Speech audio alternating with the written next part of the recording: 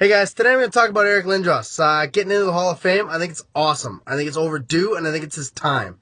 I think I was a dominant hockey player from like 94 till Scotty Stevens derailed his career. Yeah, he played in New York and he played in Toronto, but he just wasn't the same hockey player.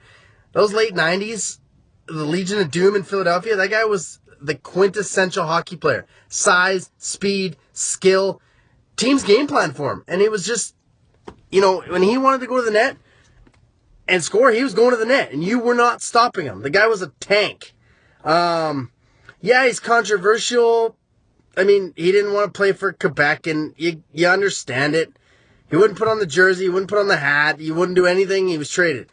Let's be honest, that trade worked out for everybody, except the Canadians.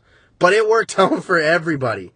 Get the Nordiques got guys like Forsberg, dominant player, one of the best players in the world. Ricci, Deadmarsh, bottom six forwards that were tough, gritty, go into the corners, make things happen. They got Jocelyn Thibault. Why don't you hear about Jocelyn Thibault? Well, because he got traded to the Montreal Canadiens that brought Patrick Waugh in to get them the Stanley Cup in 95 and to get them the Stanley Cup years later. So, I mean, that trade, if it doesn't go down, who knows what happens with the franchise? You can play the what ifs. What if Forsberg played in Philadelphia? Would they have been as good? Because there wouldn't have been the Legion of Doom line in the Eastern Conference. If Lindros plays in Quebec, do they actually move?